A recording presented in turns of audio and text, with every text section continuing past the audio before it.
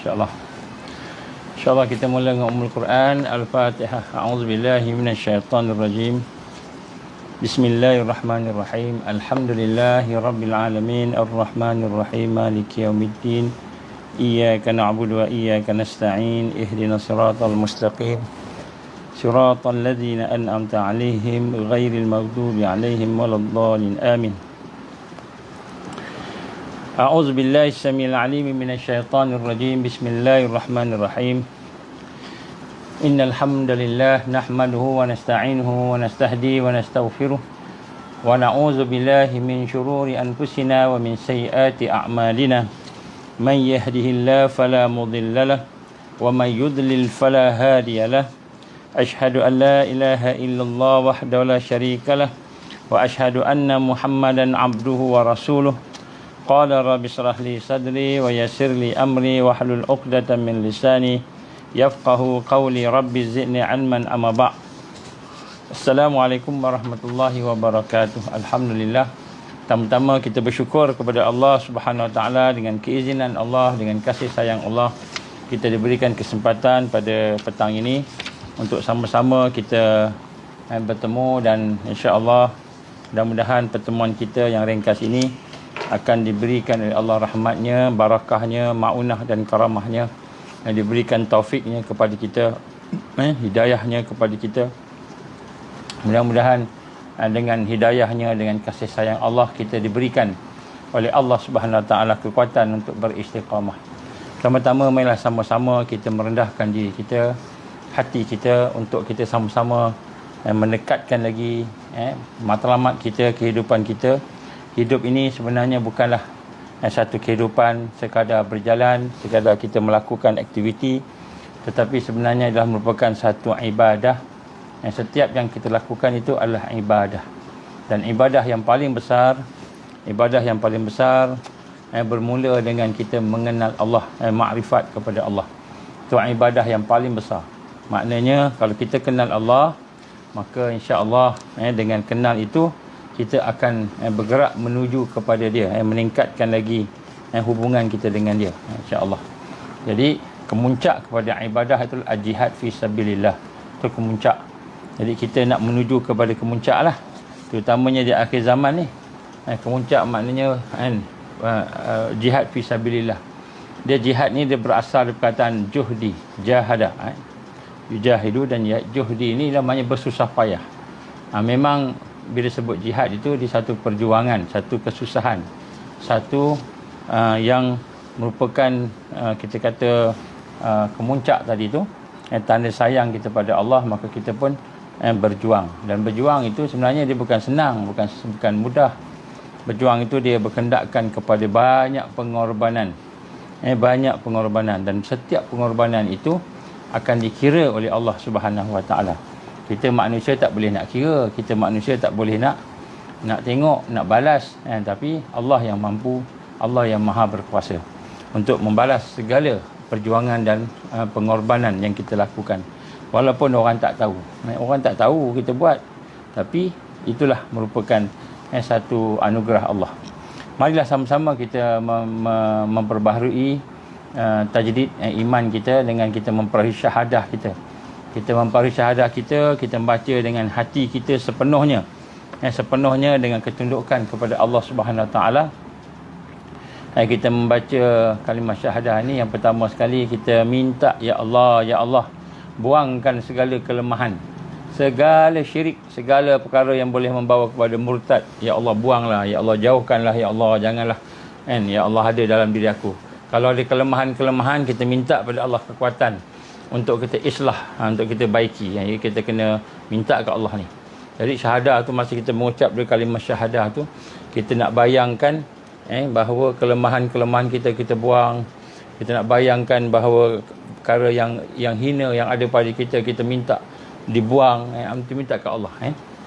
Yang kedua, syahadah kedua, kita minta supaya Allah memberi kekuatan untuk kita berada dalam Islam dan perjuangan Islam. Jadi bukan hanya sekadar duduk dalam Islam macam mana orang biasa. Orang biasa-biasa ni, dia cakap setakat masuk Islam aja. Tapi kita mahu bukan saja masuk Islam, kita nak berjuang bersama Islam.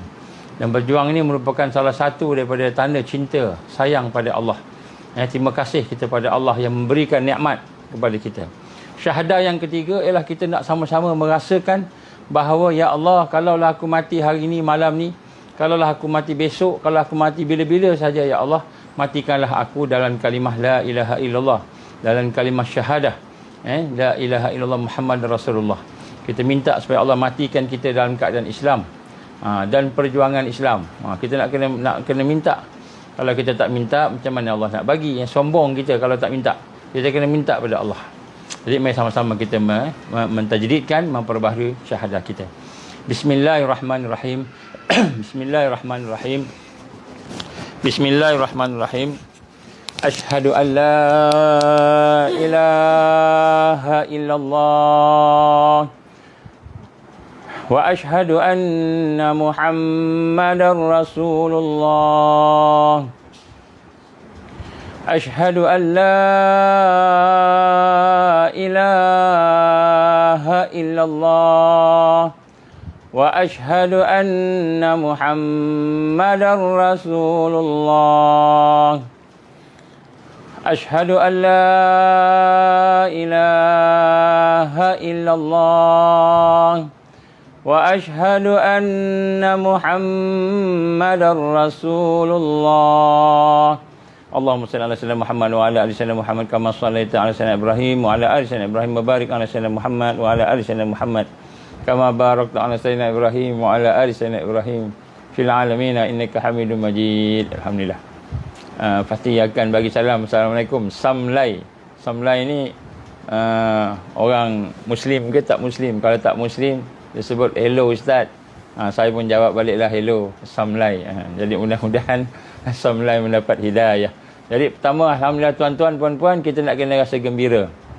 Seorang yang kenal Allah, seorang yang kenal Tuhan, maka hati dia akan tenang, dia akan gembira. Kalau hati kita rasa berat aja, rasa susah aja, rasa keras saja, yang sembahyang tak rasa apa-apa, kita rasa macam boring aja, kita rasa seorang-seorang kita seorang-seorang, keseorangan. Kalau hati kita rasa benda yang tak best ni, tu tanda hati kita tu kan jauh daripada Allah Tuhan, jauh daripada kebersamaan dengan Allah Subhanahu Wa Taala. Jadi kita nak kena sentiasa rasa gembira. Gembira ni kenapa? Sebab Allah bagi peluang kita hidup. Kita boleh hidup lagi, boleh ada iman, ada Islam. Bagi mereka yang tak ada iman, tak ada Islam, belum lagi dapat tu, kita minta ke Allah, ya Allah, memudahkanlah urusan hidayah mereka yang ada di dalam majlis ini yang mungkin belum lagi menerima Islam dan iman.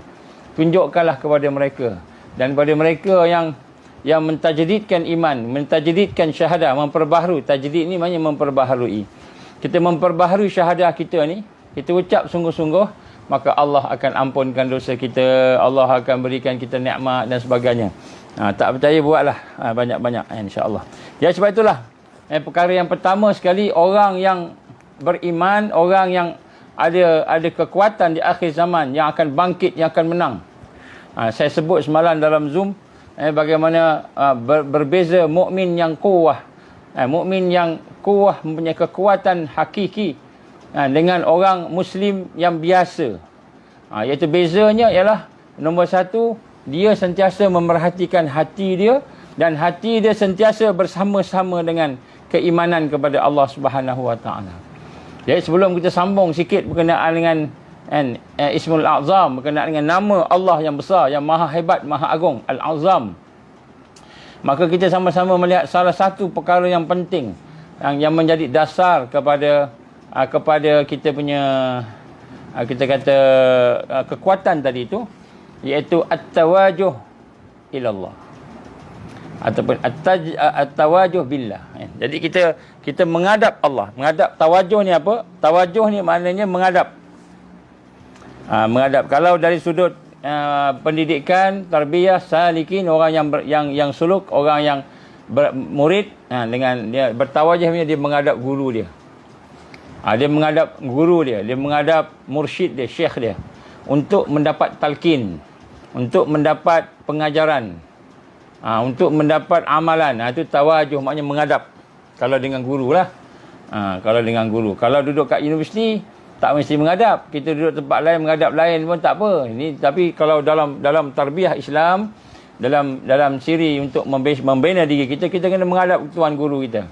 Kena menghadap, kemudian kita mengucapkan kalimah syahadah contohnya, mengucap bersama ini di hadapan dia. Itu maknanya tawajuh. Dan dalam solat pula, tawajuh ini bermakna bagaimana yang digambarkan oleh Rasulullah sallallahu alaihi wasallam, dan Allah azza wa jalla, Allah subhanahu wa ta'ala sentiasa menghadap hamba-Nya. Rupanya kita sedar ke tak sedar, kita tahu, mungkin kita tak tahu, mungkin kita dah tahu. Bila kita solat tu, Allahu Akbar, bila kita solat tu, maka Allah subhanahu wa ta'ala sebenarnya menghadap kita. Kita berdepan dengan Allah sebenarnya, cuma kita tak nampak lah. Mata kita ni tak ada kekuatan nak melihat Tuhan. Telinga kita tak ada kekuatan untuk kesan pendengaran Tuhan. Tak ada. Kenapa? Kerana kita ni masih lagi lemah. Di dunia ni tak boleh nampak lah kan. Tapi kita sedang menghadap Allah subhanahu wa ta'ala. Dan selagi kita menghadap Allah, maknanya kita khusyuk, fokus pada Allah tadi, maka selagi itulah Allah akan menghadap kita. Dan kalau kita berpaling aja, tiba-tiba teringat tak makan lagi, tiba-tiba teringat ada perkara lain nak kena buat, tiba-tiba teringat dunia, teringat lain-lain lah, maka kita berpaling daripada Allah, maka Allah subhanahu wa ta'ala pun berpaling daripada kita. 3 kali berpaling, Allah murka. Jadi nak sebut kat sini daripada hadis Nabi sallallahu alaihi wasallam, dalam sudut solat sembahyang tadi, kita sedang menghadap Allah. Sebab tu bila kita sembahyang ni, sembahyang asar contohnya tadi, kita solat, kita baca, sebenarnya kita sedang bercakap dengan Allah. Kita sedang bercakap dengan Allah subhanahu wa ta'ala. Ini yang kehebatan orang yang solat. Dia boleh bercakap dengan Tuhan dia, dan Allah menjawab percakapan tersebut.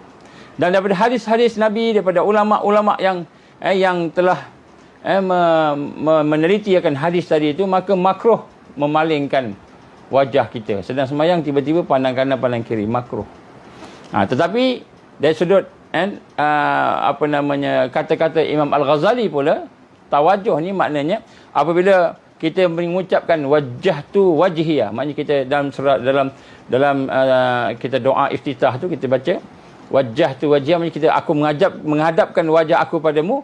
Maka kata Imam Ghazali, bila kamu cakap aja wajjahtu wajhiyah tu, kamu janganlah berpaling. Hati kamu tu jangan berpaling. Sebagaimana yang digambarkan, hakikat tawajuh itu sebenarnya ialah hati seseorang yang ketika dia menunai solat, dia berkeadaan dalam menghadap Allah dan tidak berpaling daripada Allah subhanahu wa ta'ala.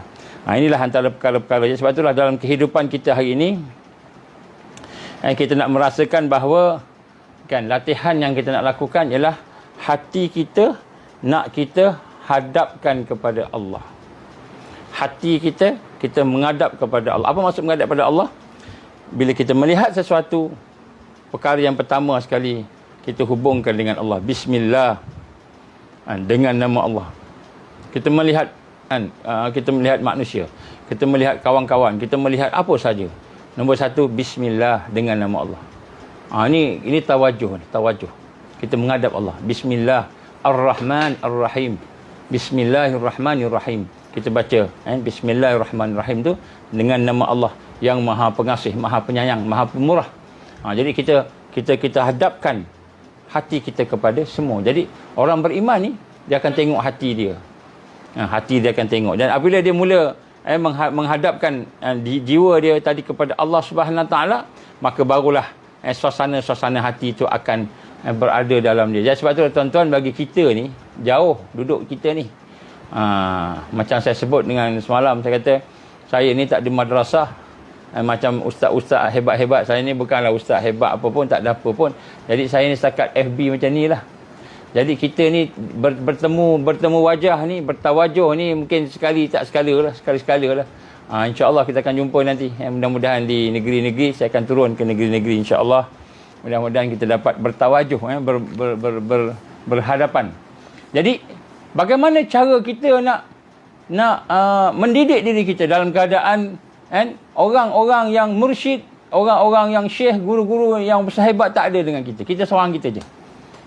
Ini satu kaedah yang kita nak kena faham. Bagaimana seseorang itu, walaupun dia tidak ada Rasulullah sallallahu alaihi wasallam. Rasulullah dah wafat lama dah. Rasulullah dah mati dah lama dah dan meninggalkan kita. Walaupun tidak ada sahabat Nabi, walaupun tidak ada pengikut sahabat, tabi'in, pengikut pada pengikut sahabat. Walaupun kita tidak berdepan dengan Syekh Abdul Qadir Jalani contohnya, radhiyallahu an, ataupun kita kata guru-guru kita, maka bagaimana cara kita nak bertawajuh dengan mereka, dengan Allah Subhanahu wa taala. Jadi sebenarnya untuk kita melatih diri kita ini, maka hendaklah perasaan kita tu sentiasa kita ikatkan, kita hubungkan dengan Allah. Itu maknanya tawajuh. Perasaan kita bertawajuh kepada Allah, menghadap Allah. Tawajuh ni menghadap Allah.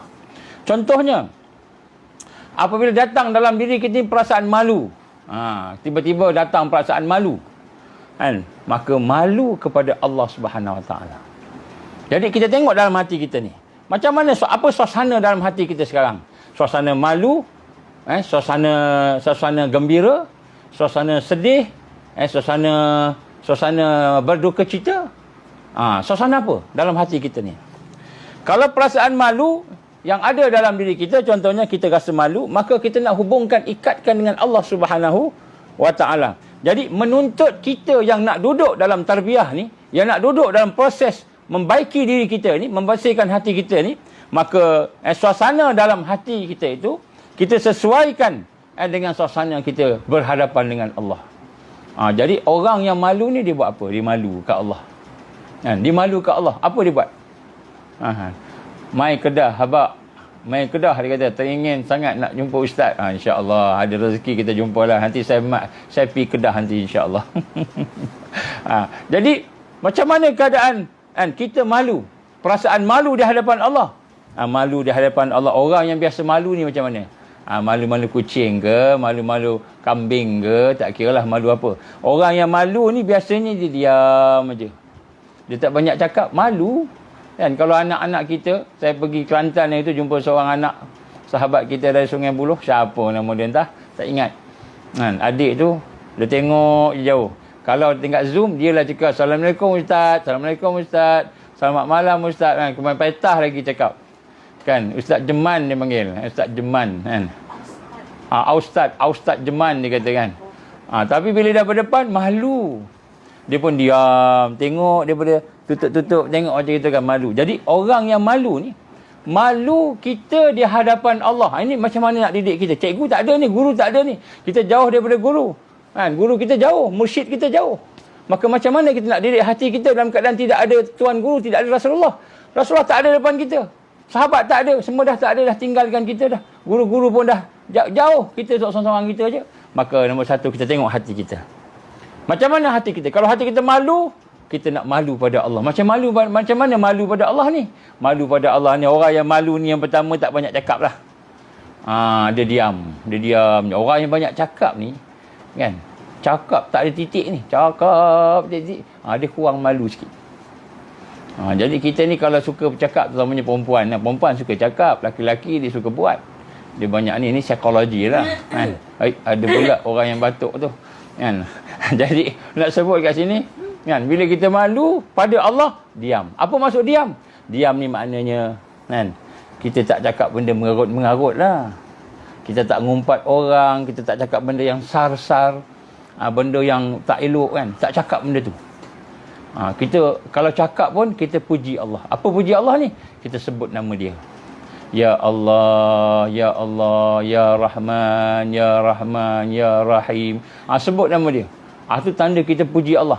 Jadi nombor satu, kalau hati kita malu pada Allah, kita diam, tak banyak cakap benda merepek. Benda merepek ni kita tak cakap. Kemudian wajah kita pun tidaklah wajah yang wajah macam bimbang, takut. Takut, pucat sikitlah. Pucat sikit, bukan pucat sebab sakit. Pucat sebab malu kepada Allah Subhanahu Wa Taala.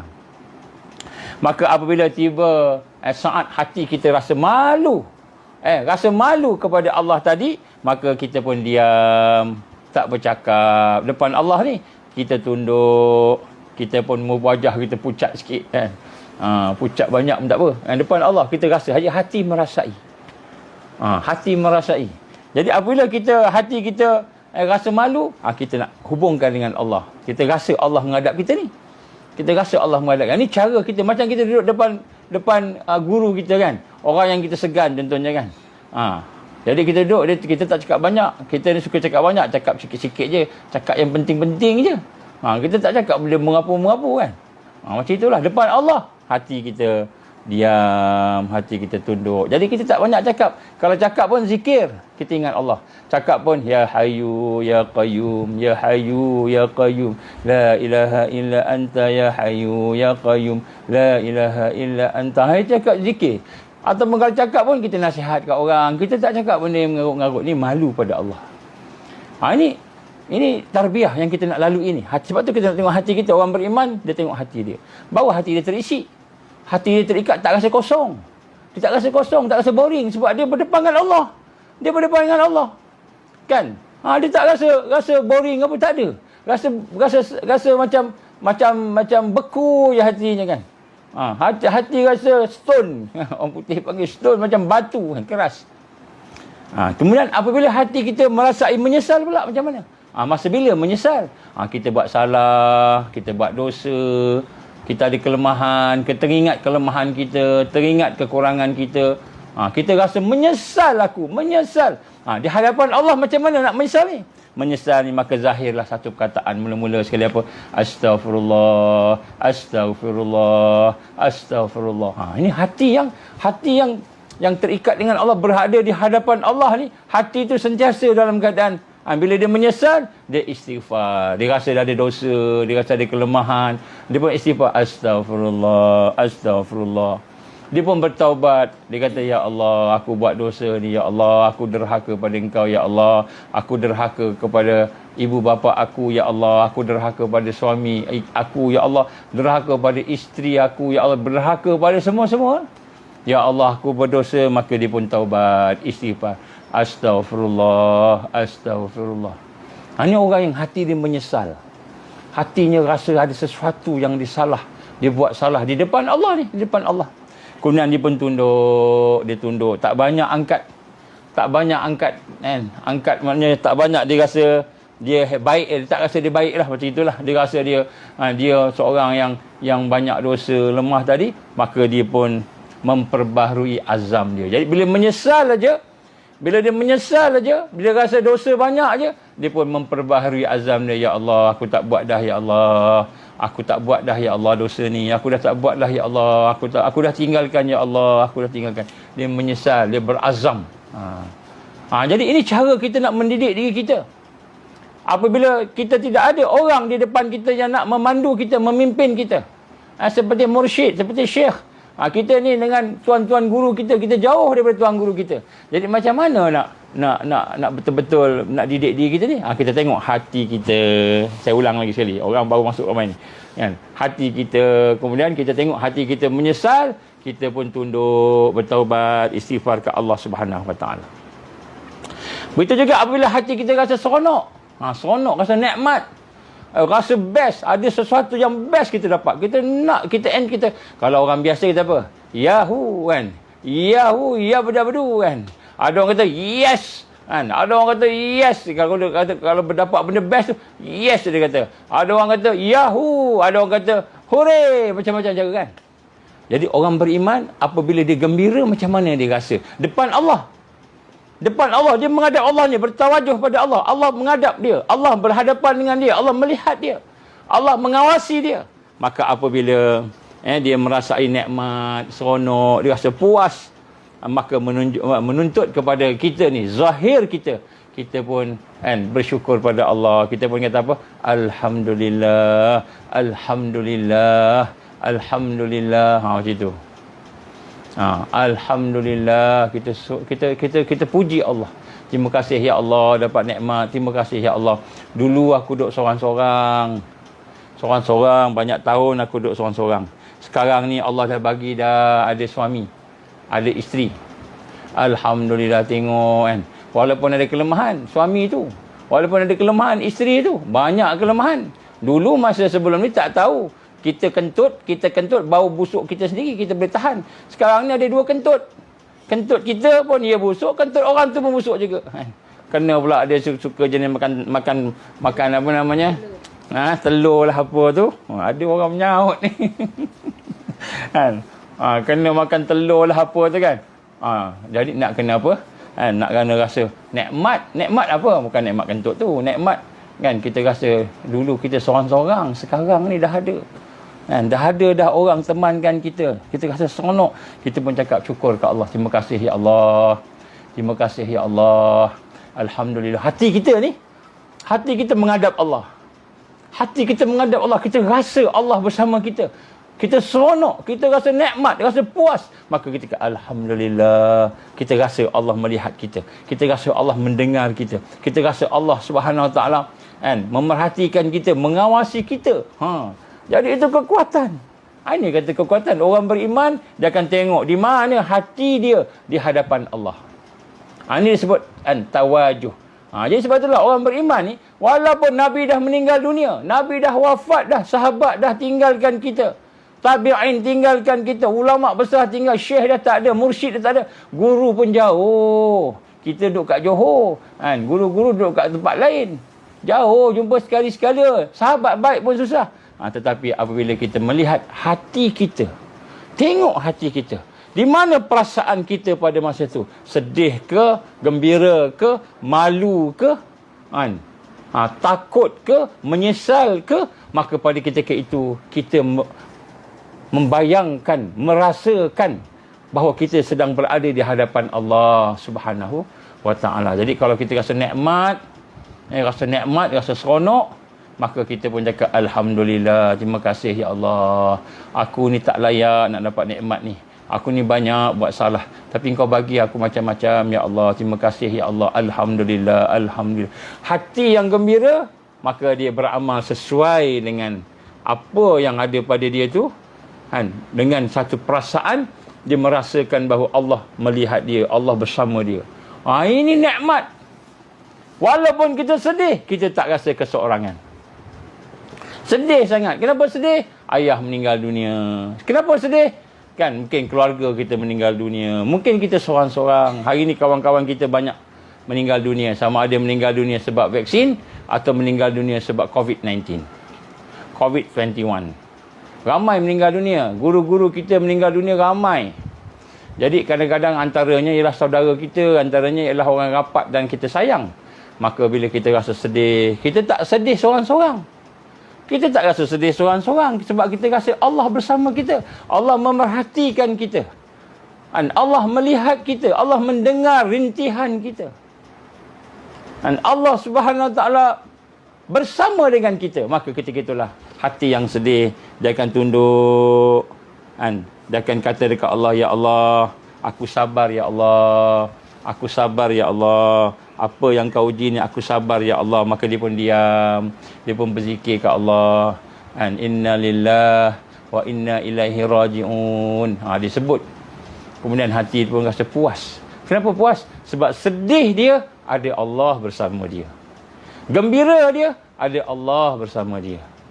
Menyesal dia, buat dosa, menyesal dia, ada Allah bersama dia. Jadi, apa pun keadaan tadi, menyebabkan kita sentiasa mendekati Allah sambil kita mengenal Allah.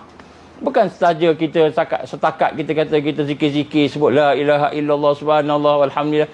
Tapi kita semakin kenal Allah, semakin dekat Allah. Bila kita semakin kenal Allah, timbul perasaan sayang ke Allah. Ya Allah, sesungguhnya aku redha Engkau sebagai Tuhan aku. Raditu billahi rabba, raditu billahi rabba, raditu billahi rabba wa bil islami dina wa bi Muhammad sallallahu alaihi wasallam nabiyya wa rasulah. Kita pun sebut. Dan bila kita sebut raditu billahi rabba wa bil islami dina wa bi Muhammad sallallahu alaihi wasallam nabiyya wa rasulah, sebut 3 kali. Petang 3 kali, pagi 3 kali. Raditu billahi rabba wa bil islami dina Muhammad sallallahu alaihi wasallam nabiyya wa rasulah. Raditu billahi rabba wa bil islami dina wa bi Muhammad sallallahu alaihi wasallam nabiyya wa rasulah. Ini orang yang duduk dalam tarbiyah tadi, dia akan sentiasa hati dia menghadap Allah. Bila dia rasa hati dia terisi, bila dia rasa hatinya kuat, hatinya tenang, hatinya bahagia, maka dia cakap aku redha Engkau ya Allah. Aku redha Engkau sebagai Tuhan aku ya Allah. Aku redha Islam sebagai agama aku ya Allah. Aku redha Ibu kepada tuan guru Syekh Zainal Abidin, Zainal Asri, meninggal dunia. Innalillahi wa inna ilaihi raji'un. Jadi bila kita kata aku redha tadi, maka hati dia kan gembira, tenang dan sebagainya.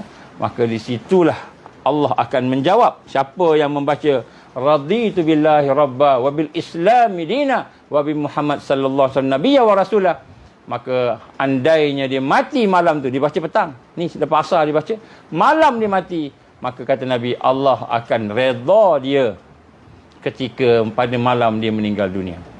Ini hadis Nabi. Jadi Nabi gambarkan apa? Siapa yang kata dia redha ke Allah sepenuh hati dia, maklumlah hati dia tadi dah menghadap Allah, dah bertawajuh pada Allah tadi, maka tiba-tiba meninggallah dia, disebut apa? Disebut raditu billahi rabba, maka Allah redha dia. Jadi sebab itulah, walaupun kita tidak ada guru depan kita, tidak ada syekh mursyid depan kita, ataupun kita jauh daripada orang soleh-soleh, kita duduk seorang-seorang kita aja, tak ada orang dah, sama-sama kita seorang-seorang kita, tetapi bila hati kita bertawajuh kepada Allah, kita menghadap pada Allah dengan setiap perasaan yang ada dalam hati kita, sentiasa kita ikat dengan Allah Subhanahu Wa Taala, itulah pengisian kekuatan, ketenangan yang tidak boleh nak diganti dengan yang mana-mana pun. Jadi bila kita bersama Allah, jadi sebab itulah kita jangan bimbang. Walaupun kita duduk seorang-seorang, jangan bimbang. Walaupun kita duduk jauh daripada guru, jangan bimbang. Kenapa? Kita nak latih diri kita bersama Allah. Kita nak kenal Allah, berzikir. Zikir ni bukan sekadar cakap aja, bukan sekadar sebut nama Allah, bukan sekadar baca subhanallah walhamdulillah wala ilaha illallah, Allahu akbar, bukan sekadar itu, tetapi hati kita nak kenal Allah. Hati kita nak kenal Allah Subhanahu Wa Taala. Jadi saya dapat berita ni, ibu tuan guru Syekh Zainal Asri, agaknya lah TGSZA meninggal dunia. Jadi kita doakan supaya Allah menerima semua amalan dia, mengampunkan dosa dia. Kita doakan supaya Allah Subhanahu Wa Taala, ya Allah, masukkanlah dia dalam golongan orang yang mendapat rahmat, orang yang mendapat kebaikan, keuntungan di akhirat sana, di dalam alam barzah. Mudah-mudahan Allah terima semua amalan dia. Jadi hari ni hari dia meninggalkan dunia ni. Sebenarnya dia meninggalkan dunia ni hari kemerdekaan. Sebenarnya hari raya. Hari raya bagi seorang mukmin, bila dia meninggal dunia, dia meninggal dengan husnul khatimah, dia meninggal Allah ampunkan dosa dia. Itu hari raya kat dia. Kita kat sini masih lagi berada dalam keadaan ujian, diuji lagi, fitnah. Silap-silap kita berdepan dengan Dajjal. Silap-silap kita bertembung dengan Dajjal. Jadi kita ni masih ada ujian. Jadi yang meninggal ni kita doalah supaya menjadi tempat kembali yang terbaik, iaitu mendapat redha Allah Subhanahu Wa Taala. Jadi insya-Allah pada hari ni, mukadimah setengah jam. Pada hari ni kita nak sama-sama menyambung apa yang telah kita bincangkan. Salah satu daripada Ismul Azam. Jadi asas kepada Ismul Azam saya dah cerita dah dalam kuliah-kuliah yang lepas. Tolong tengok, tolong dengar balik. Tolong dengar balik. Jadi insya-Allah kita nak cerita pasal Ismul Azam ini, dia tidak akan menjadi Ismul Azam kalau kita tidak melalui proses keimanan, proses ma'rifatullah. Kalau kita tidak melalui proses untuk mengenal Allah, mendekatkan diri kita dengan Allah, menghidupkan diri kita dengan Allah, maka kita tak akan dapat Ismul Azam. Walaupun kita sebut ya Hayyu ya Qayyum, walaupun kita sebut la ilaha illa anta subhanaka inni kuntu minaz zalimin, dan la ilaha illallah, la ilaha illa anta antallah. Ni saya sebut je bila kita sebut kan, sebut dengan hati kita tau. Sebab hati kita yang bertawajuh pada Allah. La ilaha illa anta antallah, la ilaha illa anta antallah al-wahid al-ahad as-samad alladhi lam yalid wa lam yulad wa lam yakul lahu kufuwan ahad. Ya hayyu ya qayyum, ya hayyu ya qayyum birahmatika nastaghith. Kita minta ke Allah. Jadi kita minta tu Ismul Azam ini, kita minta, ini saya dah cerita dah sebelum-sebelum, saya ulang sikit. Kita minta dengan hati kita yang bertawajuh kepada Allah, hati yang menghadap Allah. Macam mana kita nak tahu hati kita menghadap Allah? Kita tengok perasaan dalam diri kita. Naluri, gharizah. Segala naluri-naluri yang dalam hati kita ni, perasaan dalam hati kita ni, kita tengok adakah dia terikat dengan Allah. Adakah dia terikat dengan Allah Subhanahu Wa Taala. Kalau dia terikat dengan Allah macam yang saya sebut tadi, awal tadi, mukadimah tadi, alhamdulillah, kita sebut Ya Hayyu Ya Qayyum. Itu pun, sebut macam itu pun dah Allah SWT selamatkan kita. Tak payah nak minta apa dah. Ya Hayyu Ya Qayyum birahmatika nastaghis, ataupun birahmatika astaghis. Ya Allah, Ya Hayyu Ya Qayyum, wahai Tuhan yang maha hidup, wahai Tuhan yang maha berdiri dengan sendiri, yang maha berkuasa, kan? Rahmatilah aku, lindungilah aku. Maka kita minta hak tu ulang-ulang, maka ada apa-apa kat kita, Allah akan lindung kita. Jadi kita dah bincang dah dalam semalam, ataupun bukan semalam, hari Jumaat yang lepas, tentang bagaimana kehebatan Ya Hayyu Ya Qayyum ni antara zikir, antara Ismul Azam yang Rasul sallallahu alaihi wasallam telah menyebutnya berulang-ulang kali di dalam doanya ketika perang Badar. Perang Badar ni satu peperangan yang kita rasa genting, yang Nabi gambarkan sebagai satu peperangan yang cukup genting. 313 orang melawan dengan 1000 lebih orang, kan? 313 orang tu hanya ada 8 bilah pedang saja, hak lain semua pakai pelepah tamar. Kemudian dalam keadaan mustadafin, miskin, badan pun kurus-kurus, tidaklah badan fit dengan silat olahraga lah, silat apa-apa tak kira lah. Karate lah, taekwondo lah, tak ada. Sahabat-sahabat semua pergi dengan keadaan yang serba kekurangan, mustadafin, lemah. Tetapi Allah bagi pertolongan dengan malaikatnya turun, mula-mula 1000, lepas tu 3000, lepas tu 8000. Dia nak sebut kat sini. Bagaimana Allah Subhanahu Wa Taala membantu, dan di sinilah digambarkan, saya bacakan semula apa yang digambarkan oleh Umar bin Khattab radhiyallahu anhu. Sayyidina Umar, semalam itu kita cerita pasal Sayyidina Ali. Sayyidina Umar kata apa? Pada hari jadinya perang Badar, Rasul sallallahu alaihi wasallam melihat sahabat-sahabatnya hanyalah berjumlah 313 orang. Kata Umar, Nabi tengok sahabat-sahabat 313 orang tu, bukan saja 313 orang, kan? 8 orang ada pedang, dia boleh perang, nak perang, kelengkapan perang ada 8 orang aja. Yang lain semua pelepah tamar. Semua pelepah tamar. Dengan keadaan daifnya, ada yang makan tak cukup, mungkin dia puasa bulan Ramadan, 17 Ramadan puasa, sebagiannya sahur pun tak ada makanan apa, korma sebiji agaknya. Jadi mustadafin. Jadi Nabi melihat, kata Ammar, sahabat-sahabatnya berjumlah 313 orang. Maka Rasul sallallahu alaihi wasallam pun menghadap kiblat dengan serbannya, dengan serbannya dan selendangnya di bahunya. Maka baginda pun berdoa, Ya Allah, Ya Hayyu Ya Qayyum, penuhilah engkau apa yang telah engkau janjikan. Rasulullah minta ke Allah ni, angkat tangan, Ya Allah, Ya Hayyu Ya Qayyum, penuhilah apa yang kau telah janjikan. Jika hari ini engkau hancurkan kelompok umat Islam ini, 313 orang, lemah, mustadafin, berhadapan dengan musuh, maka engkau tidak akan disembah lagi, Ya Allah, di muka bumi ini. Sebab tu Nabi terakhir, tak ada orang nak sembah dah. Nabi bukan bimbang dia mati, bukan bimbang kalah, dia bimbang Islam tak tersebar. Tu Nabi sallallahu alaihi wasallam. Kita hari ni doa, kita pentingkan diri kita. Nabi tak. Nabi tengok sahabat-sahabat tak ramai, Nabi bimbang. Bukan bimbang sebab takut kalah, takut kena pancung, takut kena bunuh, tak. Bimbang Islam tak tersebar dah, Ya Allah. Tak ada orang dah nanti sembah engkau, Ya Allah. Tu yang Nabi bimbang.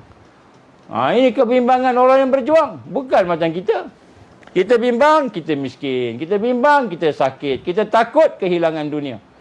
Kita berdoa, baca Ya Hayyu Ya Qayyum, Ya Hayyu Ya Qayyum, tapi minta dunia. Bukan minta akhirat, bukan minta supaya bantu Islam. Islam berkembang. Maka Sayyidina Umar kata apa lagi? Dia kata, Ya Allah, sekiranya kelompok Islam yang sedikit ini berhadapan musuh ini dikalahkan, maka tidak ada orang sembah engkau ya Allah di muka bumi ini selamanya. Maka Rasulullah pun menyebut nama kalimah ya Allah, ya Hayyu ya Qayyum, ya Hayyu ya Qayyum sampai terjatuh selendang baginda, terjatuh ke bawah. Maka Sayyidina Abu Bakar angkat sedang letak kat bahu. Abu Bakar berkata, ya Rasulullah, ya Rasulullah. Semua sahabat menangis. Nabi minta sambil menangis. Sahabat kata apa? Abu Bakar kata, ya Rasulullah, wahai Nabi Allah, cukuplah, cukuplah. Allah dah dengar, ya Rasulullah. Allah akan memenuhi janji dia. Allah akan, bukan Nabi tak tahu Allah akan memenuhkan janji dia, tapi Nabi minta sungguh-sungguh sebab Allah suka orang yang berdoa, orang yang menangis, orang yang merayu. Itu memang sifat hamba. Nabi nak menunjukkan contoh pada kita bahawa apabila kita berdoa tu, doalah sungguh-sungguh, jangan main-main. Allah akan penuhi, Allah akan bagi mustajab doa tu. Tetapi bukan mustajab tu yang kita nak. Yang kita nak ialah kita nak mempamerkan, menghayati kehambaan kepada Allah. Baru kita jadi hamba Allah. Baru kita jadi hamba Allah Subhanahu Wa Taala. Maka Allah pun berfirman dalam surah Al-Anfal, yang kita bacakan semalam, berkenaan Allah memberikan pertolongan kepada Rasulullah SAW. Jadi begitu juga dalam hadis yang lain, dari Ali bin Abi Talib radhiyallahu anhu telah berkata, ketika terjadi perang Badar, aku ikut berperang, terjun ke medan perang. Kemudian dengan segera aku kembali melihat Rasulullah sallallahu alaihi wasallam. Jadi bila perang dah bermula, kata Ali, aku pergi berperang, lawan. Kemudian tiba-tiba aku teringat Rasul sallallahu alaihi wasallam. Aku patah balik nak tengok Nabi, memastikan apa yang Nabi buat. Maka aku melihat Rasulullah SAW sujud. Rasulullah sujud, masih doa lagi. Dan baginda membaca, ya Hayyu ya Qayyum, ya Hayyu ya Qayyum. Rasulullah baca tidak lebih daripada ya Hayyu ya Qayyum. Baca ulang-ulang, ya Hayyu ya Qayyum, ya Hayyu ya Qayyum. Kemudian aku kembali turun ke medan perang, kata Sayyidina Ali radhiyallahu anhu, dan tidak lama aku patah balik jumpa Rasulullah. Tengok apa kata Rasulullah. Maka aku nampak baginda masih lagi sujud dan membaca ya Hayyu ya Qayyum, ya Hayyu ya Qayyum. Maka Rasulullah SAW terus melakukan demikian sehinggalah Allah memberikan kemenangan kepada Muslim. Ni hadis riwayat Al-Hakim. Jadi kita melihat lagi ni bagaimana Nabi SAW meletakkan pergantungan dia, sandaran dia kepada Allah, ya Hayyu ya Qayyum. Jadi kita nak nampak sini Ismul Azam yang digambarkan, kalimah Ismul Azam itu ialah bukan hanya sekadar kita sebut saja, tapi sepenuh hati kita menghadap, bertawajuh kepada Allah Subhanahu Wa Taala. Dan kita sujud, kita rokok, kita minta betul-betul, bukan minta main-main. Jadi sebab tu Ismul Azam ni jangan main-main. Ismul Azam ni bila kita sebut tu, memang kita sebut sepenuh hati kita. Sebab tu kita sebut tadi kan, kita sebut, saya dah bagi 2-3 hari kuliah sebelum ni. Kita kena faham apa dia asas kepada Ismul Azam, baru dia jadi Ismul Azam. Kalau tak, dia tak jadi Ismul Azam, jadi biasa. Jadi biasa. Kita sebut ya Hayyu ya Qayyum, tak ada perasaan pun, tak rasa apa-apa pun. Jadi sama tak kita sebut kereta, lembu, kambing, tak ada apa perasaan, sama je macam itu. Mana Allah nak perkenankan doa kita, mana Allah nak mengiktiraf kenyataan kita. Sebab kita sebut tak ada perasaan, kosong. Kita sebut dalam keadaan kita terputus dengan Allah. Ini kita nak kena tengok balik kan. Jadi ya Hayyu ya Qayyum itu adalah salah satu daripada kalimat yang ajaib, yang merupakan Ismul Azam, salah satu daripada nama-nama Allah yang agung, yang boleh kita lihat dalam kalimah pembukaan dalam persoalan dan apa pun menghadapi masalah dan ketakutan. Rasul sallallahu alaihi wasallam membuktikan bagaimana dahsyatnya kalimah ya Hayyu ya Qayyum itu dengan beberapa berita daripada hadis Nabi sallallahu alaihi wasallam. Kita tengok apa hadis Nabi.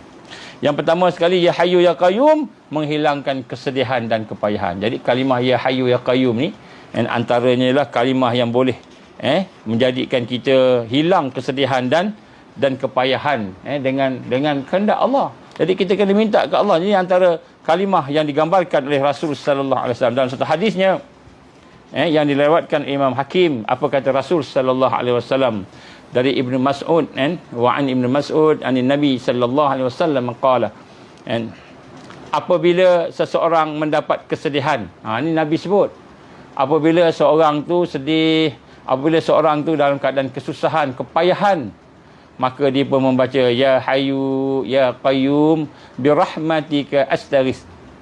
Ya hayyu ya qayyum birahmatika astaghis.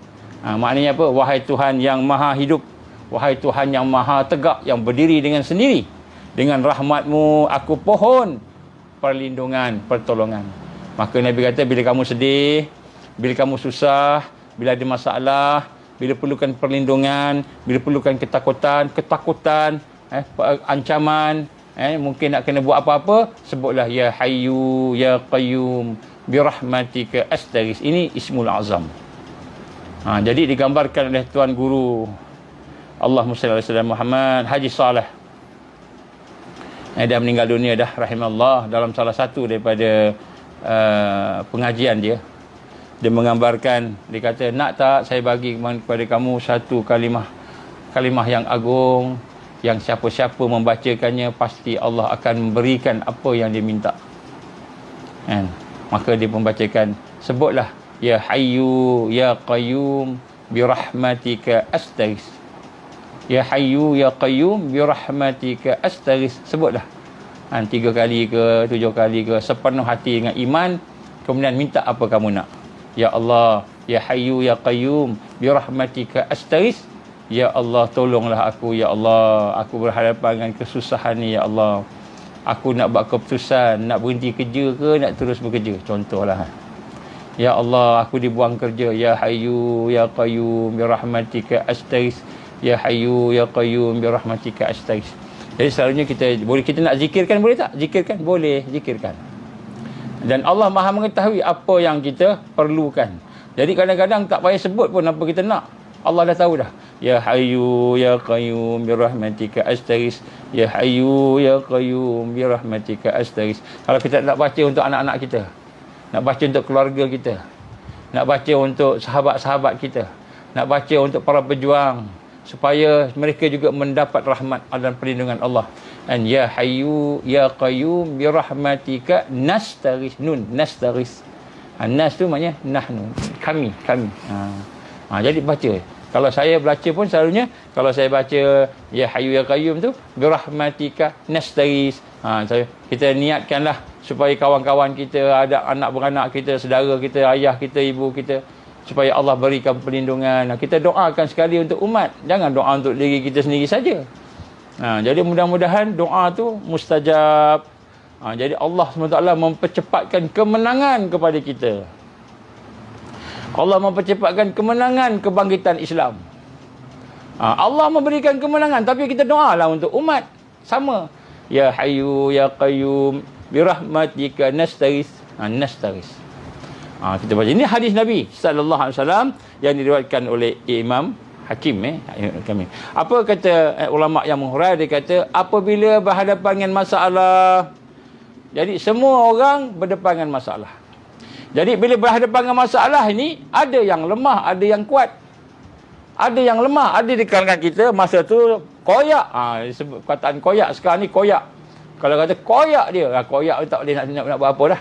Dia keluar macam-macam, dia lepas apa saja kan, koyak dia kan. Kenapa? Bila ada apa masalah.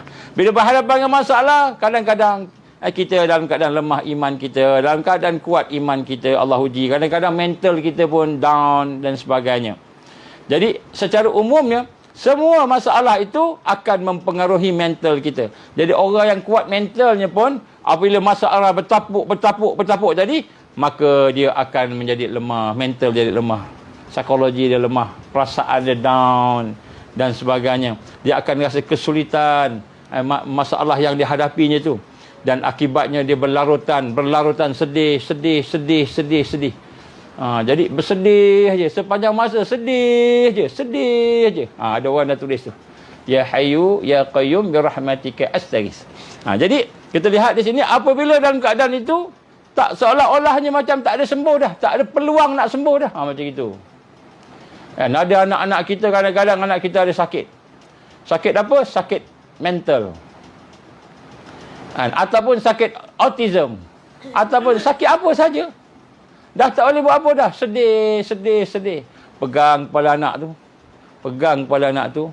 dengan sepenuh perasaan rendah diri pada Allah, sepenuh perasaan tadaruk, merasakan perlukan Allah, merasakan bahawa kita tak ada apa-apa, Allah saja. Baca ya Hayyu ya Qayyum bi rahmatika nastaghits, ya Hayyu ya Qayyum bi rahmatika nastaghits.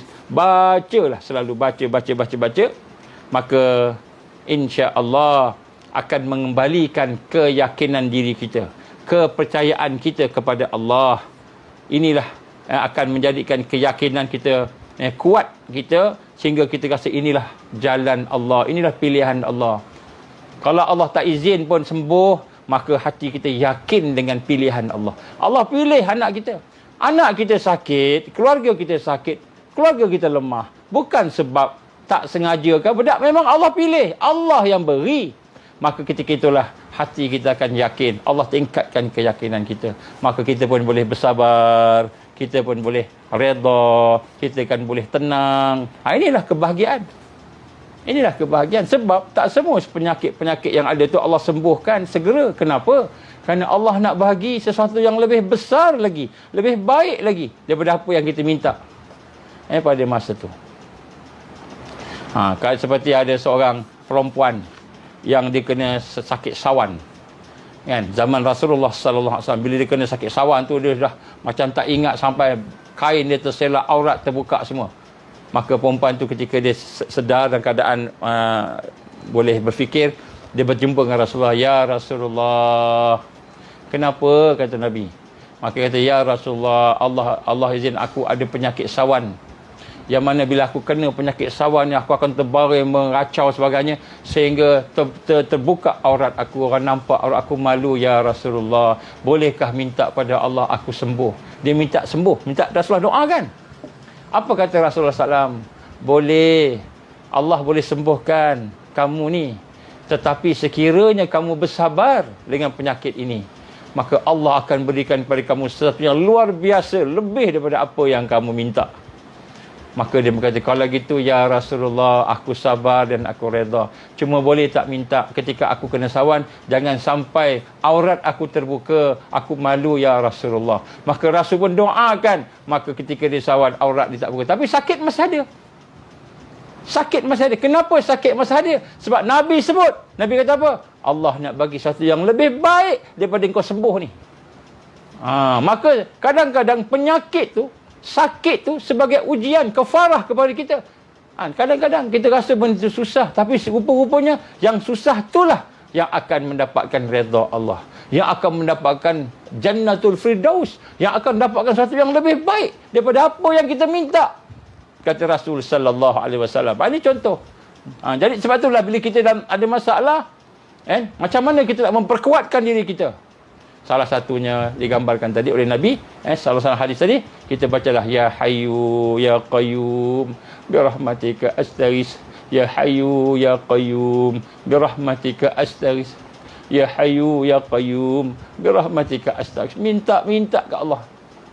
Maka paling kurang, kalaupun Allah SWT masih lagi memberikan masalah tu tadi berterusan, Allah akan memberikan ketenangan, kekuatan hati kita untuk berhadapan dengan masalah itu. Kita ada kekuatan untuk sabar, kekuatan untuk redha, kekuatan untuk kita ikhlas dalam amal kita. Apa lagi yang kita nak? Itulah yang akan membawa kepada keampunan daripada Allah, rahmat Allah, barakah yang tidak terkira, tidak boleh. Sebab sabar ni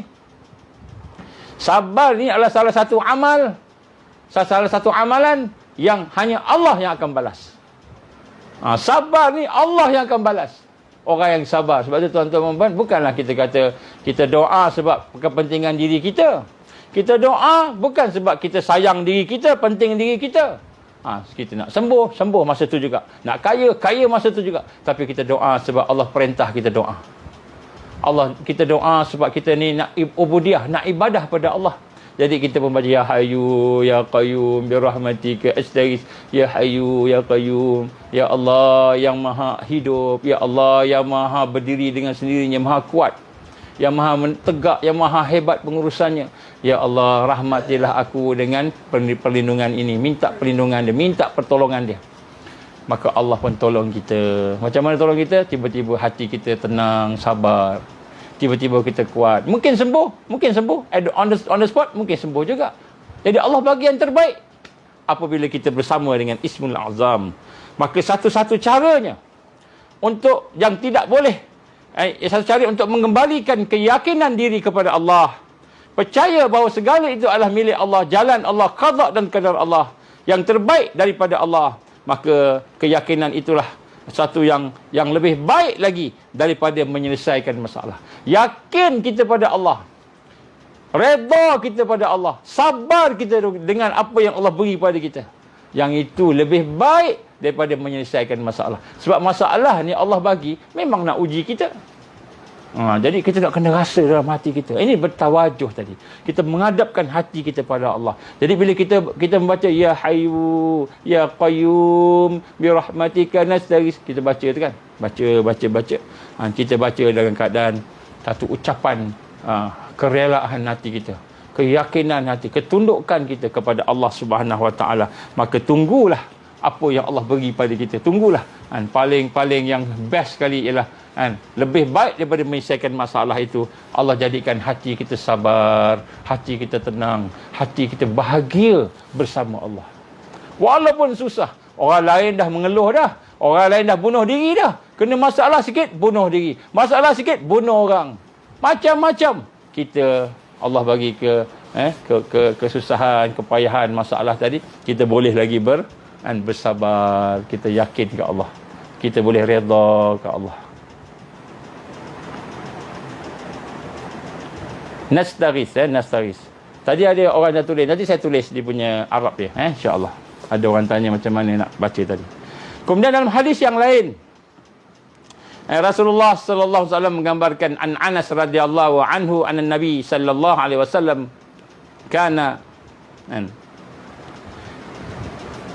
idza khazabahu amruhu qala ya hayyu ya qayyum bi rahmatika astaghis. Dari Anas radhiyallahu anhu, ni hadis dari Imam Tirmizi, bahawa Nabi sallallahu alaihi wasallam dihadapkan dengan persoalan yang satu ketika Nabi berhadapan dengan masalah yang serius, yang berat, yang susah lah. Kalau kita orang biasa, orang ialah umat Muhammad sallallahu alaihi wasallam ni, kita rasa boleh bunuh diri lah, macam itu susah sangat. Nabi berhadapan dengan satu persoalan yang sangat serius. Maka Nabi baginda mengucapkan ya hayyu ya qayyum, ya hayyu ya qayyum bi rahmatika astaghis. Maka Nabi mengucapkan doa yang macam tadi. Nabi ucap. Ini kata Anas radhiyallahu anhu. Dan tidaklah sama besarnya antara masalah seseorang dengan seseorang yang lain.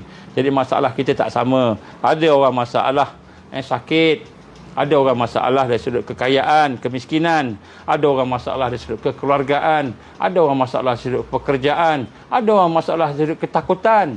Ini nak banjir ni kerajaan pula dah cakap ada banjir lah, ada gempa bumi lah, ada bencana alam lah, macam-macam lah. Jadi kita pun duduk pula kat laut, ada tsunami lah, ancaman tsunami lah, duduk pula kat tepi pantai, ataupun banjir lah, duduk pula tepi sungai.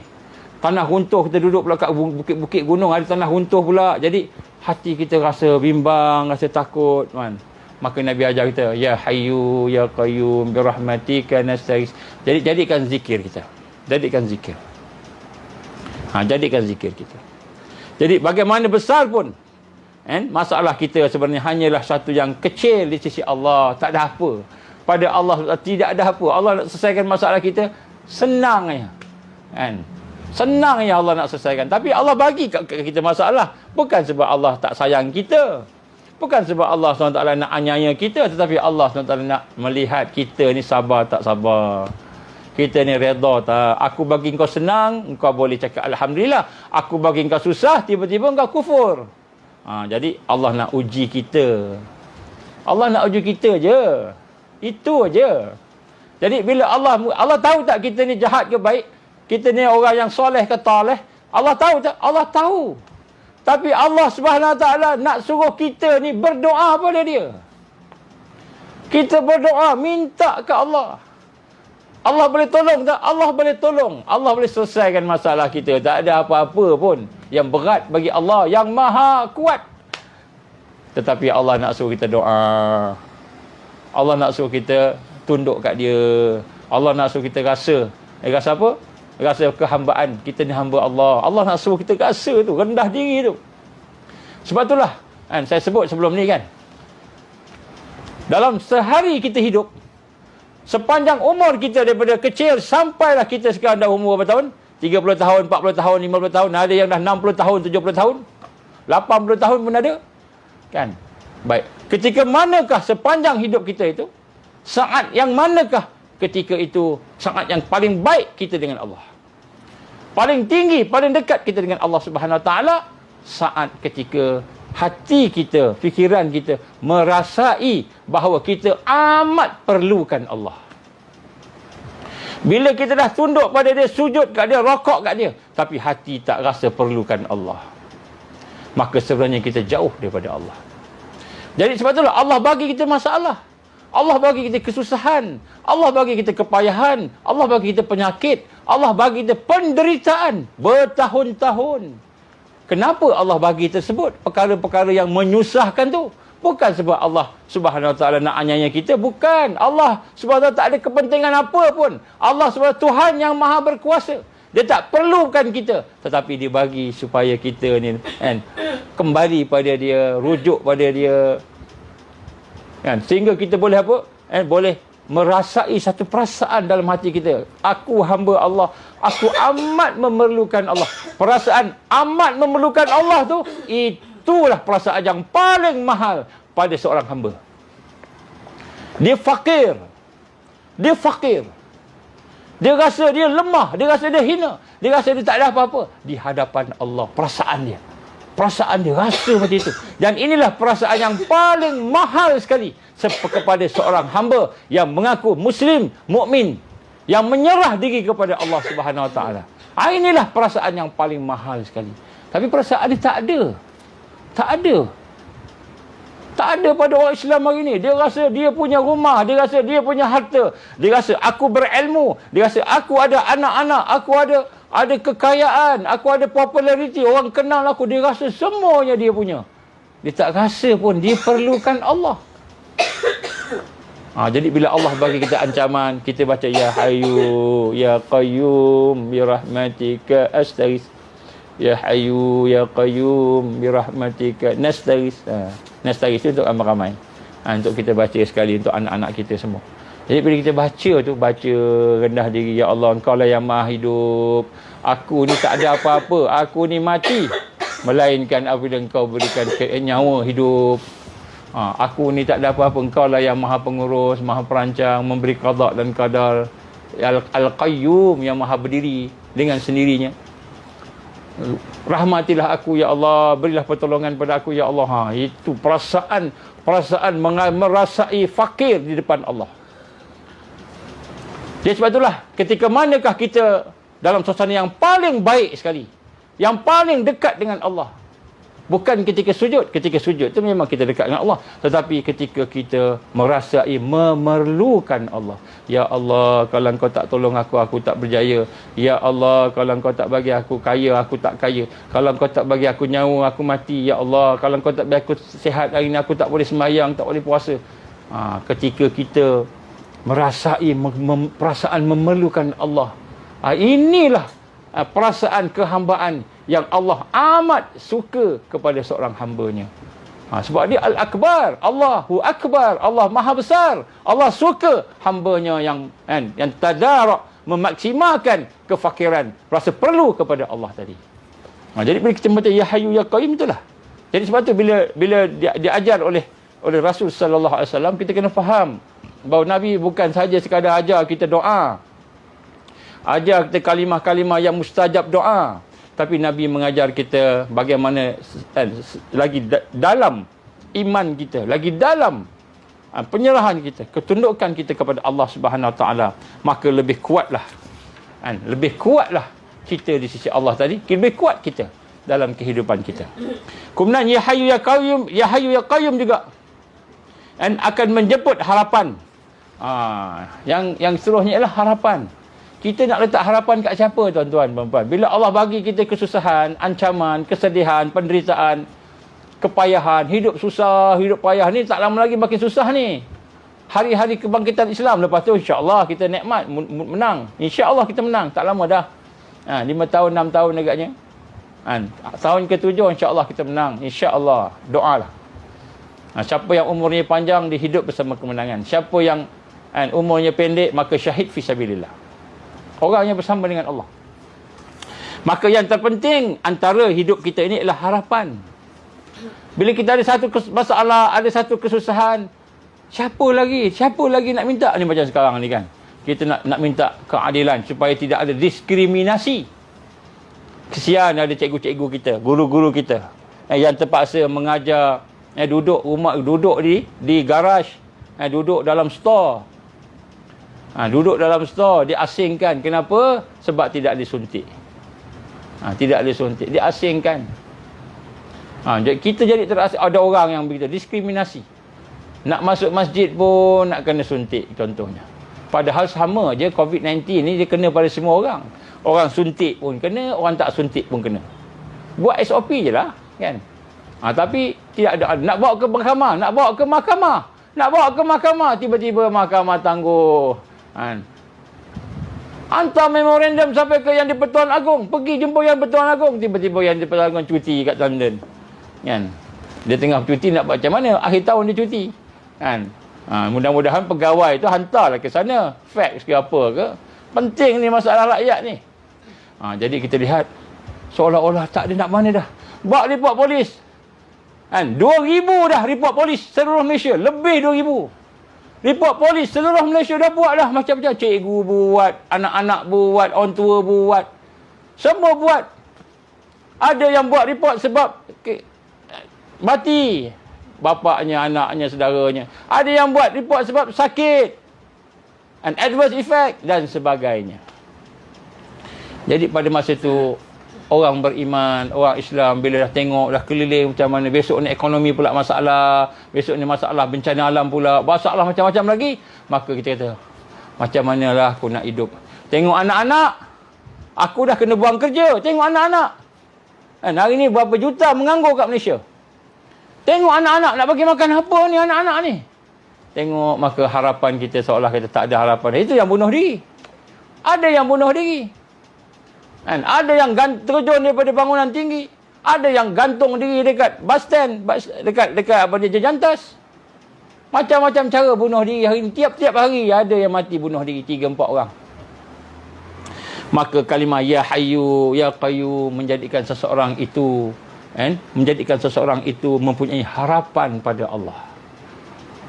Wahai Allah yang maha hidup, wahai Allah yang maha berdiri dengan sendirinya, yang maha berkuasa, yang maha mengawasi, yang maha melindungi. Itu Ya Qayyum tu dia membawa maksud hampir banyak. Bukan hanya berdiri dengan sendiri, dialah yang maha menguasai, dia yang maha berkuasa, dia yang maha memelihara. Semua ada kat situ. Maka bila sebut Ya Hayyu Ya Qayyum bi rahmatika nastaghis, bi rahmatika astaghis, minta ke Allah.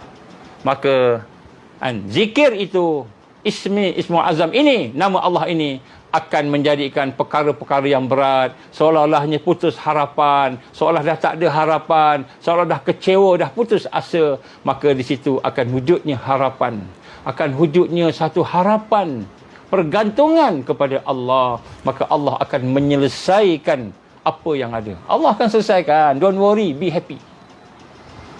Allah akan selesaikan. Cepat lambat je. Ada menteri cakap dengan sombong, kami akan menyusahkan mereka yang begini. Menyusahkan rakyat. Dia nak menyusahkan rakyat. Siapa dia? Fir'aun ke? Siapa dia? Haman ke? Qarun ke dia? Dia ke yang milik kebahagiaan? Dia ke yang Tuhan punya kuasa? Dia pun nak sihat pun Allah bagi. Dia boleh ugut rakyat. Mudah-mudahan Allah SWT memberi hidayah pada dia. Kalau dia layak terima hidayah, kalau dia tak layak terima hidayah, ya Allah gantikanlah dengan pemimpin yang soleh. Jadi nak sebut kat sini, apabila seseorang itu bersungguh-sungguh minta kepada Allah Subhanahu Wa Taala, minta dengan namanya Ya Hayyu Ya Qayyum, Ya Hayyu Ya Qayyum, maka Allah akan memberikan satu perasaan dalam jiwa dia itu, perasaan harapan kepada Allah, pergantungan kepada Allah, satu perasaan yang mana tidak ada kepada orang yang terputus dengan Allah Rabbul Jalil. An Abi Hurairah radhiyallahu an Nabi sallallahu alaihi wasallam, daripada Abu Hurairah radhiyallahu anhu, maka telah berkata Rasulullah sallallahu alaihi wasallam. Dengar apa sebut, saya baca makna, kita ada masa. Jika dilanda duka cita, jika kamu dilanda duka cita menghadapi persoalan yang berat persoalan kamu.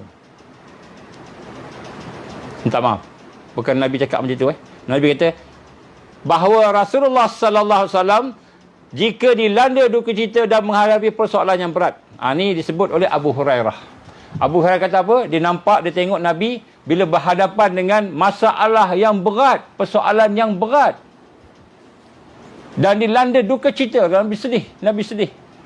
Maka baginda akan mengangkat kepalanya, angkat kepala dia, tangan dia angkat ke Allah, menghadap langit, kemudian dia akan mengucapkan Subhanallahil Azim, Subhanallahil Azim, Subhanallahil Azim. Dan kemudian beliau mengucapkan Ya Hayyu Ya Qayyum. Nampak? Subhanallahil Azim, Maha suci Engkau ya Allah yang Maha Agung. Ya Hayyu Ya Qayyum. Nabi minta tak apa dia? Nabi tak minta. Nabi tak kata, Ya Allah aku ada masalah A, B, C, D, Ya Allah selesaikanlah masalah. Nabi tak minta. Nabi minta apa? Subhanallahil Azim, Maha suci Engkau ya Allah yang Maha Agung. Maha suci Engkau ya Allah yang Maha Agung. Subhanallahil Azim. Ya Hayyu Ya Qayyum, Ya Hayyu Ya Qayyum. Jadi Nabi minta macam itu. Maka kata Abu Hurairah radhiyallahu anhu, ketika Nabi dilanda duka cita dan kesedihan, ketika Nabi berhadapan dengan soalan yang berat, Nabi akan angkat tangan, kemudian Nabi akan membaca Subhanallah wa bihamdi, Subhanallahil Azim. Dalam hadis ini Subhanallahil Azim, Ya Hayyu Ya Qayyum. Kita tirulah Nabi. Ini Nabi tak minta penyelesaian, tapi Allah bagi penyelesaian yang terbaik. Penyelesaian yang terbaik. Jadi Ya Hayyu Ya Qayyum boleh membina kekuatan harapan kita. Harapan kita, pergantungan kita kepada Allah tinggi. Kita dah tak kisah dah. Kan? Menteri kata nak potong gaji ke, menteri kata by November ni nak berhentikan siapa yang penjawat awam yang tidak mahu mengikut perintah dan arahan, engkar arahan, maka dia akan diberhentikan. Tuan-tuan, jangan takut, kita ada Allah, Ya Hayyu Ya Qayyum. Menteri ke yang bagi gaji kat kita? Menteri ke yang bagi rezeki kat kita? Kenapa hati kita nak takut kepada manusia? Ya Hayyu Ya Qayyum birahmatika nastaghits. Kita minta ke Allah penyelesaian, minta ramai-ramai, sebut nama Allah. Tengok-tengok, dia yang tak ada gaji, dia yang kena berhenti. Kan? Dia nak berhentikan orang, sombong dia kata apa? Kan, siapa yang tak nak ikut arahan, engkar arahan, dia boleh arahkan ketua-ketua jabatan berhentikan 24 jam. Lebih kurang gitulah. Angkat tangan, Ya Hayyu Ya Qayyum, Ya Razzaq. Minta ke Allah. Dia nak potong gaji orang, dia nak tutup mulut orang daripada rezeki. Dia ke yang memberi rezeki? Allah yang bagi rezeki. Minta ke Allah sebelum sampai bulan 11, dia yang dipecat. Dia yang tak dapat gaji. Kenapa? Zalimnya dia. Ya Allah yang Maha Berkuasa, hari ini menteri tunjukkan kuasa dia. Ya Allah, Engkau tunjukkanlah kuasa Engkau, Ya Allah. Minta ke Allah. Guru-guru yang ada, jangan sedih. Memang kita sedih, tapi jangan jadikan sedih itu kerana makhluk. Sedih kerana kita masih tidak ikut perintah Allah. Sedih kerana kita masih lalai dalam hidup kita. Sedih kerana kita masih jauh daripada Allah. Minta ke Allah. Kenapa kita nak? Kan? Jadi, Ya Hayyu Ya Qayyum, Nabi ajar kita. Kalau berat dengan subhanallahil azim. Subhanallahil azim. Maha suci engkau ya Allah yang maha agung. Maha suci engkau ya Allah yang maha agung. Ya hayyu ya qayyum. Ya hayyu ya qayyum. Nabi minta berulang-ulang. Menangislah. Kita hari ini nak menangis depan Allah. Menangislah. Ini akidah. Ini akidah. Ini ismul azam. Ini ismul azam. Ini bukan kita kata sebut nama manusia. Tak. Kita minta ke Allah direct. Tak payah je nak minta pada manusia. Ada orang tanya dengan saya, kenapa buat memorandum pada Sultan? Sultan boleh buat apa? Tuan-tuan, harapan kita bukan pada Sultan. Harapan kita bukan pada manusia. Harapan kita pada Allah. Habis kenapa buat memorandum, kumpul-kumpul orang, buat macam-macam ni? Kita buat kerana Allah perintah kita usaha. Allah perintah kita berusaha. Allah perintah kita beramal, bekerja. Inilah amalan kita kena buat. Kita kena usaha buat. Bukan kita bergantung kat dia. Kita usaha mengikut peraturan, mengikut perlembagaan, mengikut lunas-lunas yang diizinkan. Kita buatlah usaha kita maksimal. Kita buat usaha, tak apa. Lulus tak lulus, dapat tak dapat, berjaya tak berjaya, semua tu kehendak Allah. Tapi Allah nak tengok kita buat kerja tak. Kalau kita buat kerja, alhamdulillah. Ini ya hayyu ya qayyum birahmatika astaghis. Ini akan membangkitkan harapan kita. Jadi insya-Allah tuan-tuan ada banyak lagi lah. Insya-Allah kita sambung lagi besok. Kita sambung besok tentang kedahsyatan. Dahsyat ya hayyu ya qayyum ni. Dahsyat ya hayyu ya qayyum. Tetapi kita kena apa? Kita kena ikut proses macam mana nak kenal Allah. Ikut proses macam mana nak dekat Allah. Kena proses ma'rifatullah, kena proses. Kena proses ma'rifatullah. InsyaAllah kita akan sambung lagi. Tuan-tuan, tentang kedahsyatan Ya Hayyu Qayyum ni kita akan tengok cerita lain pula. Contohnya Nabi-Nabi dulu, Rasul-Rasul dulu. Ya Hayyu Ya Qayyum ni antara yang banyak bermain di bibir mereka. Kerana mereka berhadapan dengan kesusahan. Berhadapan dengan Fir'aun. Berhadapan dengan Namrud. Berhadapan dengan musyrikin, dengan Qarun, macam-macam berhadapan. Dengan dia punya bangsa umat dia sendiri yang menentang dia. Ya Hayyu Ya Qayyum, Ya Hayyu Ya Qayyum. Itulah zikir para rasul, para nabi, antaranya. InsyaAllah kalau ada kesempatan kita sambung lagi pada esok hari insya-Allah. Kalau boleh kuliah duha, kalau sempat duha kita buat duha, kalau tidak kita buat lepas asar insya-Allah. Aku li qouli hadza astaghfirullahal azim li wa lakum. A'udzubillahi samil alim minasyaitonir rajim. Bismillahirrahmanirrahim. Alhamdulillahirabbil alamin hamdan syakirin hamdan hamidin hamdan yuwafi ni'amahu wa yukafi'u mazidah. Ya rabbana lakal hamdu kama yanbaghi li jalali wajhikal karim wa 'azimi sultanik. Allahumma innaka ta'lamu anna hadhihi al-qulub qad ijtama'at 'ala mahabbatik wa iltaqat 'ala ta'atik wa tawahadat 'ala da'watik وتعهدت على نصرة شريعتك فاسق اللهم رابطتها وأدمتها واهدها سبلها واملأها بنورك الذي لا يخبو واشرح صدورها بفيض الإيمان بك وجميل التواكل عليك وأحييها بمعرفتك وأمتها على شهادتك في سبيلك يا الله إنك نعم المولى ونعم النصير يا الله يا حي يا قيوم برحمتك نستغيث يا الله يا حي يا قيوم برحمتك نستغيث يا الله يا حي يا قيوم برحمتك نستغيث يا الله يا حي يا قيوم لا إله إلا أنت يا الله يا حي يا قيوم لا إله إلا أنت يا الله يا حي يا قيوم لا إله إلا أنت يا الله يا حي يا قيوم يا ذا الجلال والإكرام يا الله يا حي يا قيوم يا ذا الجلال والإكرام يا الله يا حي يا قيوم يا ذا الجلال والإكرام لا إله إلا أنت الله الواحد الأحد الصمد الذي لم يلد ولم يولد ولم يكن له كفوا أحد اللهم اجعلنا من المؤمنين حقا اللهم اجعلنا من المتقين حقا اللهم اجعلنا من المحسنين حقا اللهم اجعلنا من المقربين اللهم اجعلنا من الواصلين اللهم اجعلنا من العارفين اللهم اجعلنا من المحبين اللهم اجعلنا من الصديقين والشهداء والصالحين اللهم اجعلنا من المهديين اللهم إنا نعوذ بك من عذاب جهنم اللهم إنا نعوذ بك من عذاب القبر اللهم إنا نعوذ بك من فتنة المحيا والممات اللهم إنا نعوذ بك من فتنة المسيح الدجال اللهم إنا نعوذ بك من المأسم والمغرم Rabbana atmim lana nurana waghfir lana innaka ala kulli syai'in qadir. Rabbana la tuzigh qulubana ba'da idh hadaitana wa hab lana min ladunka rahmah innaka antal wahhab. Rabbana hab lana min azwajina wa dhurriyyatina qurrata a'yun waj'alna lil muttaqina imaman. Rabbana atina fid dunya hasanah wa fil akhirati hasanatan wa qina azaban nar. Wa sallallahu alaihi wasallam Muhammad wa ala alihi wa sahbihi wa baraka wa sallam. Subhana rabbika rabbil izzati amma yasifun wa salamun alal mursalin walhamdulillahi rabbil alamin. Kita tangguh dengan tasbih subhanakallahumma wa bihamdika asyhadu an la ilaha illa anta astaghfiruka wa atubu ilaik. Bismillahirrahmanirrahim. Wal 'asr innal insana lafi khusr illa alladhina amanu wa 'amilus solihat wa tawassaw bil haqqi wa tawassaw bis sabr. Wabillahi taufiq wal hidayah. Assalamualaikum warahmatullahi wabarakatuh. Insya-Allah malam ni ada kuliah insya-Allah.